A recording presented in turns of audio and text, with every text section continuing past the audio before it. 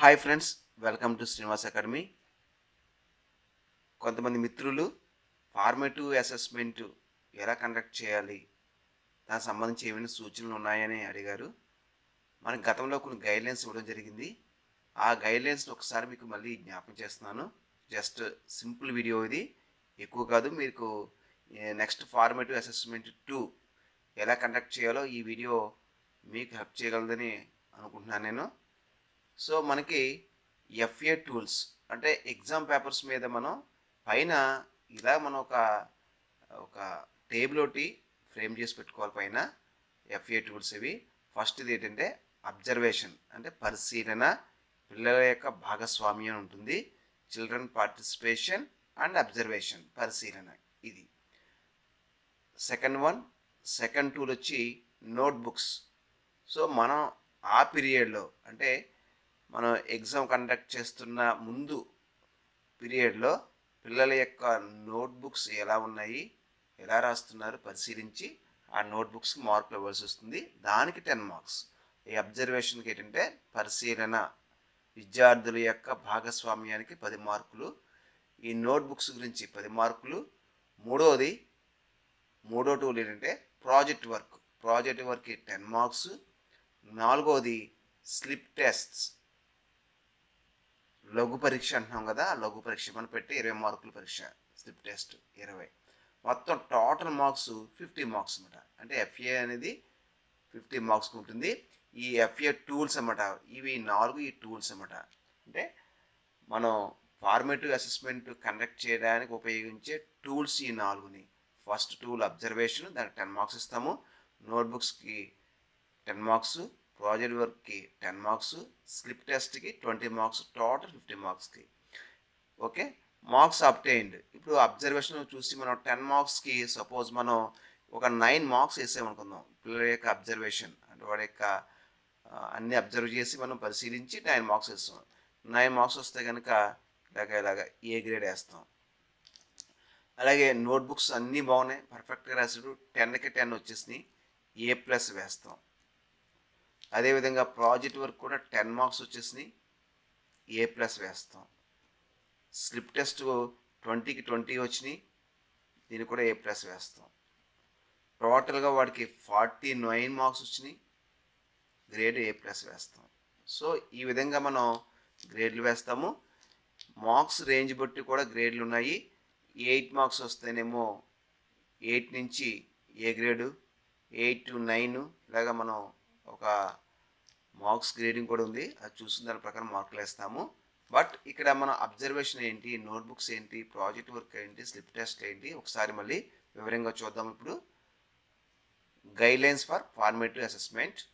Formative assessment is done based on 4 tools that cover all the language competencies, that is academic standards. Okay, మనకి 4 tools ఉన్నాయి కదా, ఆ 4 tools కూడా academic standards cover చేస్తూ 4 tools తీసుకోవాలి మనం. ఆ 4 టూల్స్ ఏంటివి? 1 observation, 2 notebooks, 3 project work, 4 slip test. ఇక్కడ అబ్జర్వేషన్ బార్, చిల్డ్రన్ పార్టిసిపేషన్, పిల్లల యొక్క భాగస్వామ్యం. సో ఈ విధంగా దీనికి 10 మార్క్స్, దీనికి 10 మార్క్స్, ప్రాజెక్ట్ వర్క్కి 10 మార్క్స్, స్లిప్ టెస్ట్కి 20 మార్క్స్, టోటల్గా 50 మార్క్స్కి మనకు స్లిప్ టెస్ట్ ఫార్మేటివ్ అసెస్మెంట్ ఉంటుంది. ఓకే, సరే. ఇప్పుడు ఈ అబ్జర్వేషన్ ఏంటి, దీనికి మార్కులు ఎలా కేటాయించాలి ఇప్పుడు చూద్దాం. 50 marks are allotted for each formative assessment, out of which 10 marks each for observation, notebooks, project work and 20 marks for slip test. అబ్జర్వేషన్కి 10 మార్క్స్, నోట్బుక్స్కి 10 మార్క్స్, ప్రాజెక్ట్ వర్క్కి 10 marks, 20 marks slip test. Okay, 50 marks. ఇప్పుడు the teacher has to assess the performance of the learners during each term. అంటే మనం suppose మనం FA1 exam conduct చేస్తున్నాం. Suppose మనకి June syllabus నుంచి June, July, August first week conduct చేస్తున్నాం అనుకుందాం. అంటే మనకి సిలబస్ జూన్, జూలై సిలబస్ ఉంటుంది. ఓకే, ఈ జూన్, జూలై సిలబస్లో సపోజ్ మనం మ్యాథమెటిక్స్ తీసుకుందాం, మ్యాథ్స్ తీసుకుందాం. జూన్ జూలై సిలబస్లో first chapter recall, letters recall ఉందనుకుందాం, లెట్స్ రికాల్. నెక్స్ట్ జూలై నెల వచ్చేటప్పటికి నంబర్స్ ఉందనుకుందాం. సో ఈ 2 చాప్టర్స్ ఉన్నాయి FA1 ఎగ్జామ్కి. సో ఈ 2 చాప్టర్ల మీద మనం ఏం చేస్తామంటే వాడిని మనం అబ్జర్వ్ చేస్తాం. ఫస్ట్ కాంపోనెంట్ ఏంటి? అబ్జర్వేషన్. పిల్లల యొక్క ఇంటరాక్షన్ ఎలా ఉంది, పిల్లవాడి యొక్క ఇంటరాక్షన్ ఎలా ఉంది, పిల్లవాడు ఎలా ఇంటరాక్ట్ అవుతున్నాడు ఈ జూన్ జూలై మంత్లో ఈ రికాల్, లెట్స్ రికాల్ నెంబర్ సంబంధించి, ఈ నెంబర్ సంబంధించి, ఈ చాప్టర్ సంబంధించి వాడి యొక్క రెస్పాన్స్ ఎలా ఉంది. మనం అడిగిన ప్రశ్నలన్నింటికి చక్కగా జవాబు చెప్తున్నాడు, ఇన్వాల్వ్ అవుతున్నాడు, ప్రతి యాక్టివిటీలో ఇన్వాల్వ్ అవుతున్నాడు. ఆ పిల్లవాడి యొక్క భాగస్వామి చాలా బాగుంది, పర్ఫెక్ట్గా అన్నీ చేస్తున్నాడు, ఇచ్చిన వర్క్లు అన్నీ చేస్తున్నాడు అన్నప్పుడు మనం వాడికి 10 మార్క్స్ కేటాయిస్తాం. దట్ ఈస్ అబ్జర్వేషన్ అనమాట. ఓకే, అదే పిల్లల భాగస్వామ్యం లేదా పరిశీలన, అబ్జర్వేషన్. నెక్స్ట్ నోట్బుక్ సంబంధించి రెండో కాంపోనెంట్ నోట్బుక్ సంబంధించి. సో మనం లెట్స్ రికాల్ ఈ నెంబర్ సంబంధించి మనం నోట్స్ ఇస్తాం కదా, మనం క్లాస్ వర్క్ చెప్తుంటాం. క్లాస్ వర్క్ చెప్పినప్పుడు పర్ఫెక్ట్గా క్లాస్ వర్క్ నోట్స్లో వాడు చెప్పినవన్నీ నోట్ చేసుకుంటున్నాడా లేదా. అదేవిధంగా మనం కొన్ని యాక్టివిటీస్ ఇస్తుంటాం, ఆ యాక్టివిటీస్ పర్ఫెక్ట్గా చేస్తున్నాడా లేదా. తర్వాత హోంవర్క్లన్నీ పర్ఫెక్ట్గా చేస్తున్నాడా లేదా. ఇవన్నీ చూసుకుని మనం నోట్బుక్ పరిశీలనకే ఒక 10 మార్క్స్ ఇచ్చుకుంటాం. ఓకే, తర్వాత third one project work. So మనం ఒక ప్రాజెక్ట్ వర్క్ ఇస్తాం, మంత్లీ ఒకటి ఇస్తాం. సో మనం ఈ లెట్స్ రికార్డ్ సంబంధించి కానీ ఈ నెంబర్ సంబంధించి కానీ ఏదైనా ఒక project work, simple project work ఇచ్చామనుకుందాం. ఇప్పుడు నెంబర్ సంబంధించి మీరు 1 to 100 నెంబర్స్, 1 to 100 లోపు ప్రైమ్ నెంబర్స్ తయారు చేయమన్నారు. సో వాడు ఏమని పెట్టుకుని 1 to 100 ప్రైమ్ నెంబర్స్ ప్రిపరేషన్ అని పెట్టుకుని, సో దాన్ని ఎర్తోస్తెనస్ స్లీవ్ మెథడ్ ప్రకారం ఎలా ప్రైమ్ నెంబర్స్ ప్రిపేర్ చేస్తుంటే ఇక్కడ రాస్తాడు. తర్వాత ప్రైమ్ నెంబర్స్ తయారు చేసుకొస్తాడు. అది ప్రాజెక్ట్ వర్క్ పర్ఫెక్ట్గా చేసినట్లయితే దానికి 10 మార్క్స్ ఇస్తాం.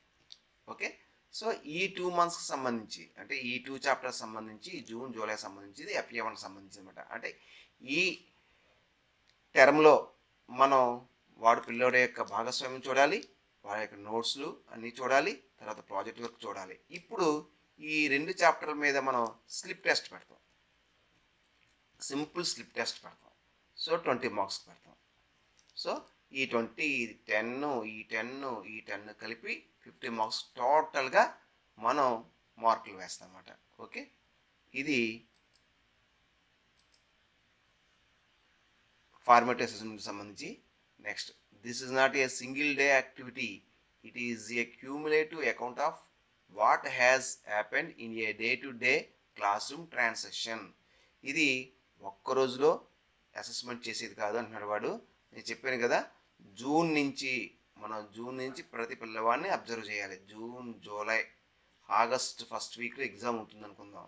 సో జూన్ జూలైలో వాడి యొక్క పెర్ఫార్మెన్స్ ఎలా ఉంది, పిల్లల యొక్క భాగస్వామ్యం ఎలా ఉందో మనం చూడాలి. ఇది day to day classroom transaction ఎలా ఉంది వాడిది మనం ఖచ్చితంగా చూడాలన్నమాట. Next, criteria for awarding marks under each tool. So ఎలాగ తీసుకోవాలి ఇంకా క్లారిటీగా తెలుసుకుందాం. ఇప్పుడు అబ్జర్వేషన్, ఇది పరిశీలన, ఇది ఫస్ట్ టూల్ కదా. పరిశీలన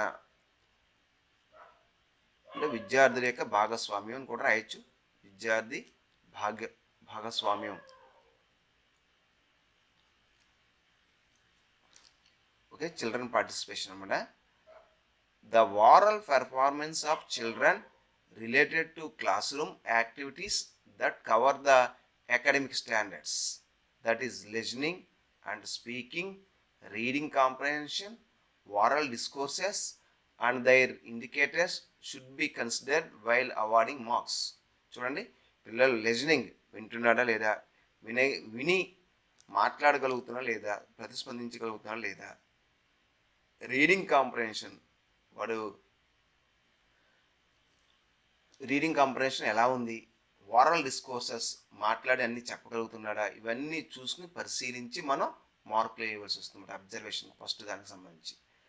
notebooks, the written performance of children related to conventions of writing, vocabulary, grammar, written discourses, and the indicators written should be considered while awarding marks.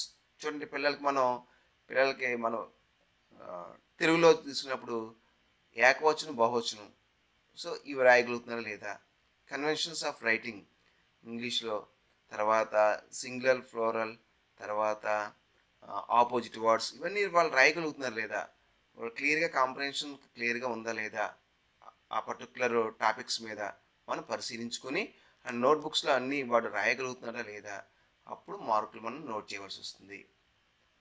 Projects. The oral and written performance of children which cover all academic standards should be considered while awarding marks in a various stages, that is planning, execution, analysis and interpretation of data, report writing and presentation with feedback. చూడండి, ఇక్కడ మనకి అంటే పై క్లాస్కి వెళ్ళే కొద్దీ ఇవన్నీ రాయవలసి వస్తుంది. First class, second class, third క్లాస్కి సింపుల్ ప్రాజెక్టులు ఇస్తుండాలి వాళ్ళకి. వాళ్ళు రాయలేరు కాబట్టి సింపుల్ ప్రాజెక్టు నెంబర్స్ని 1 to 100 నెంబర్స్ని స్కిప్పింగ్ నెంబర్స్ వేయించడం, 1 to 50 వరకు స్కిప్పింగ్ నెంబర్స్ వేయించడం, లేదా 50 to 100 వరకు ఈవెన్ నెంబర్స్, ఆడ్ నెంబర్స్ వాళ్ళకి పేర్లు తెలియకుండానే 1, 3, 5, 7 ఇలా నెంబర్స్ వేయించడం. అలా సింపుల్ ప్రాజెక్ట్ ఇచ్చి వాళ్ళ చేత చేయించడం, ఆ ప్రాజెక్ట్స్ ఇచ్చి చేయించి వాళ్ళకి మార్కులు ఇవ్వడం ఇవ్వాలి. అదేవిధంగా మనకు కొంచెం పై క్లాస్కి వెళ్ళే కొద్దీ ఏంటంటే ప్లానింగ్, ఒక ప్రాజెక్ట్ ఇవ్వాలి వాళ్ళకి. Planning, execution, analysis and interpretation of data, report writing and presentation with feedback ఇలాగ ఇవ్వడం జరిగింది. అంటే ఒక ప్రాజెక్ట్ ఇచ్చాను అనుకున్న 5th క్లాస్ పిల్లలకి సోషల్ కానీ, సైన్స్ కానీ, సోషల్ అది ఈవీఎస్, అది తెలుగు కానీ, ఇంగ్లీష్ కానీ, మనం ఒక ప్రాజెక్ట్ ఇచ్చినప్పుడు ఇవి ఉన్నాయో లేదో చూసుకోవాలి. చక్కగా ఇవన్నీ చేయగలుగుతున్నారా లేదా చూడాలి. చక్కగా ప్లానింగ్ చేసి తీసుకొచ్చారు లేదా, మీ ఊర్లో ఎంతమందికి మామూలుగా మీ వీధిలో, మీ సరౌండింగ్స్లో ఎంతమంది రైతులు ఉన్నారు, వాళ్ళు ఏ పంటలు పండిస్తున్నారు, ఇలాగ చిన్న మనం ప్రాజెక్ట్ వర్క్ ఇచ్చినప్పుడు వాటికి సంబంధించిన ఇంటర్ప్రిటేషన్ వాళ్ళు రాస్తున్నారు లేదా అవన్నీ చూసుకుని మనం మార్కులు ఇవ్వడం జరుగుతుంది. ఇవన్నీ కూడా మనకి మాడ్యూల్ ఇవ్వడం జరిగింది. మనకి సిసి మాడ్యూల్ ఉంది కదా, సిసి మాడ్యూల్ ఉన్నాయి, ఇవి సిసి మాడ్యూల్ అని చెప్తున్నాను. సో ఈ విధంగా మనం ప్లాన్ చేసుకుని ప్రాజెక్ట్ వర్క్స్ మనం మార్కులు ఇవ్వాల్సి వస్తుంది. తర్వాత slip test. The test should be conducted without giving any prior notice to చిల్డ్రన్కి ఏ విధమైన నోటీస్ ఇవ్వకుండా మనం అప్పటికప్పుడు జస్ట్ ఫార్మల్గా టెస్ట్ కండక్ట్ చేయాలి, స్లిప్ టెస్ట్ అని ఇవ్వడం జరిగింది. కాకపోతే ఇప్పుడు మనం డేట్లే ఇచ్చి గవర్నమెంటే కండక్ట్ చేస్తుంది కాబట్టి మనం ముందుగానే టెస్ట్ గురించి చెప్తాం అన్నమాట. సో మనం గవర్నమెంట్ ఇచ్చే పేపర్ ప్రకారం మనం ఈ స్లిప్ టెస్ట్ కండక్ట్ చేయడం జరుగుతుంది. ఇక్కడ మనం బాగా పరిశీలించినట్లయితే ఖచ్చితంగా తెలుసుకోవాల్సిన విషయం ఏంటంటే, మనకి అబ్జర్వేషన్ పరిశీలన అంటే మనం FA2 కండక్ట్ చేస్తున్నాం. మనకి FA2కి సిలబస్ ఇచ్చారు, వాళ్ళు ఆల్రెడీ FA2కి సిలబస్ ఇచ్చారు. ఓకే, ఆ సిలబస్లో ఆ పాఠాలకు సంబంధించిన పిల్లల యొక్క పర్ఫార్మెన్స్ ఎలా ఉంది, పిల్లల భాగస్వామ్యం ఎలా ఉంది, దాని ప్రకారం మార్కులు ఇవ్వాల్సి వస్తుంది. అలాగే నోట్బుక్స్, వాళ్ళ పిల్లలు అన్నీ రాయగలుగుతున్నారు లేదా, తెలుగుకి సంబంధించింది, ఇంగ్లీష్ సంబంధించి, మ్యాథ్స్ సంబంధించింది, ఈవీఎస్ సంబంధించింది అన్నీ వాళ్ళు రాయగలుగుతున్నారు లేదా నోట్బుక్స్లో, అవి చూసుకోవాలి. ప్రాజెక్ట్ వర్క్స్ చేయగలుగుతున్నారు లేదా, స్లిప్ టెస్ట్, వాటికి సంబంధించి స్లిప్ టెస్ట్ కండక్ట్ చేసినప్పుడు వచ్చే మార్కులు ఎలా ఉన్నాయి, ఇవన్నీ కూడా తీసుకుని మనం 50 మార్క్స్కి వేస్తాం అన్నమాట. The following are the evidence for the awarding marks. Evidence, సాక్ష్యం ఏంటి, మరి ఇవన్నీ కూడా కొన్ని వాటికి మనం వారాలుగా మార్కులు ఇస్తాం కదా, దానికి సాక్ష్యం ఏంటంటే teachers unit cum period plans that reflect children's performance. మనం యూనిట్ ప్లాన్, పీరియడ్ ప్లాన్ రాస్తున్నాం, అందులో చిల్డ్రన్స్ పెర్ఫార్మెన్స్ ఎలా ఉందో మన టీచర్స్ రిఫ్లెక్షన్స్లో రాస్తాం, చిల్డ్రన్ పెర్ఫార్మెన్స్ ఎలా ఉందో. సో మన దగ్గర మనకు 30 మంది పిల్లలు ఉన్నట్లయితే 30 మంది 25 మంది ఈరోజు ప్రాజెక్ట్ వర్క్లు చేయగలిగారు, తెలుగు ప్రాజెక్ట్ వర్క్ చేశారు, ఒక 5గురు చేయలేకపోయారు. ఇలా మనం ఏ 25 మంది అయితే ప్రాజెక్ట్ వర్క్ బాగా చేశారో 25 మందికి మనం 10కి 10 మార్కులు వేసామో ఆ 25 మందికి సంబంధించిన డేటా మనం రాసుకుంటాం. ఈ 5కి సంబంధించిన ప్రాజెక్ట్ సరిగ్గా చేయలేకపోయారు అనుకో, వాళ్ళకి సంబంధించిన కొన్ని రాస్తాం. ఇది ఒక ఎవిడెన్స్గా ఉపయోగపడుతుంది. అలాగే self assessment tools given in the text book for the use of learners. పిల్లలకి సెల్ఫ్ అసెస్మెంట్ టూలు ఇవ్వడం జరిగింది టెక్స్ట్ బుక్లోని. సో ఆ సెల్ఫ్ అసెస్మెంట్ టూల్ తీసుకుని నేను ఇవి చేయగలను ఇవి చేయలేను అని చెప్పి పిల్లవాడు నోట్ చేసుకుంటాడు. అది కూడా ఒక ఎవిడెన్స్గా ఉపయోగపడుతుంది అనమాట. Next student portfolios collection of the work done by the individual learner. Student portfolio అని చిన్న ఫైల్ పెట్టించి ఆ ఫైల్లో మనం ఆ వారంలో చేసిన ప్రాజెక్ట్ వర్క్ కానీ లేకపోతే కథలు రాయించితే కానీ ఏదైనా యాక్టివిటీ చేస్తే కనుక ఆ యాక్టివిటీస్ అన్నీ కూడా తీసుకొచ్చి మనం ఆ పోర్ట్ఫోలియోలో భద్రపరుస్తామట. ఆ పోర్ట్ఫోలియో కూడా ఒక ఎవిడెన్స్గా ఉపయోగపడుతుంది. Next big books or other products evolving in groups through collaboration. So మనం ఒక బిగ్ బుక్ ఒక ప్రాజెక్ట్ వర్క్ లేకపోతే ఏదో చేశారు వాళ్ళు చేసి వచ్చిన తర్వాత ఒక బుక్లో మనం రాయించవచ్చు. ఒక బుక్ పెట్టించి పిల్లలందరూ కలిసి ఈ ఒక గ్రూప్ కింద ఏర్పడి ఆ గ్రూప్ వాళ్ళు చేసిన వర్క్ని అంతా కూడా ఒక బిగ్ బుక్లో రాయించవచ్చు అన్నమాట. సో అది కూడా ఒక ఎవిడెన్స్ అన్నమాట. ఒక ప్రాజెక్ట్ వర్క్ చేశారు నలుగురు ఐదు కలిసి, దాన్ని ఒక బుక్లో మొత్తం నలుగురు కలిసి రాసి దాన్ని ఫైల్ చేశారు. సో ఆ విధంగా కూడా తీసుకోవచ్చు. స్క్రిప్ట్స్ ఆఫ్ స్లిప్ టెస్ట్ యొక్క స్క్రిప్ట్స్ మనం సాక్ష్యంగా ఉపయోగించుకోవచ్చు. అలాగే పిల్లల నోట్స్లు, తర్వాత టెక్స్ట్ బుక్ యాక్టివిటీస్ ఇవన్నీ కూడా మనకి ఎవిడెన్స్గా ఉపయోగపడుతుంది అన్నమాట. ఫార్మేటివ్ అసెస్మెంట్ టూల్స్ ఇక్కడ క్లియర్గా ఇవ్వడం జరిగింది. Student participation or responses or reflection తీసుకున్నప్పుడు in languages library or other book reading and reflecting writing a report speaking about it. So languages suppose మనం ఒక లాంగ్వేజ్ తెలుగు కానీ ఇంగ్లీష్ కానీ తీసుకున్నప్పుడు వాళ్ళు లైబ్రరీ పుస్తకాలు చదవగలగాలి. సో ఇది స్టూడెంట్ పార్టిసిపేషన్. ఏదైనా కొత్త పుస్తకం ఇచ్చినప్పుడు వాళ్ళు చదవగలగాలన్నమాట. తర్వాత next in mathematics framing new questions in their own. So ప్రశ్నలు సొంతంగా వాళ్ళు ఫ్రేమ్ చేయగలగాలి. తర్వాత అంటే స్టూడెంట్ పార్టిసిపేషన్ అంటే ఇక్కడ రెస్పాన్సెస్ అంటే అనమాట. In science doing experiments and writing A lab record. Experiment చేయగలగాలి, ఒక lab record రాయగలగాలి.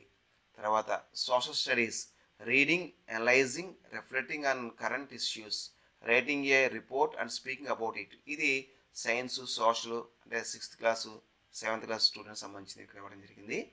So reading analysing reflecting అనే కరెంట్ ఇష్యూ ప్రజెంట్ ఇష్యూ మీద అనాలిసిస్ చేయడం. అంటే కరోనా వైరస్ అది ఎక్కడ పుట్టింది, ఎక్కడి నుంచి వచ్చింది, సో ఏ విధంగా వాటి సిమ్టమ్స్ ఉన్నాయి, వీటిలన్నింటి కూడా అనాలిసిస్ చేసి చెప్పగలిగి రాయగలగడం, వాటి గురించి చెప్పగలగడం, మాట్లాడగలగడం ఇవన్నీ కూడా వస్తుంది దీంట్లోకి వస్తుంది. తర్వాత students written work, project work, slip test. So ఈ 4 మనం ఈ టూల్స్ ఫార్మేటివ్ అసెస్మెంట్ టూల్స్గా తీసుకుంటాం.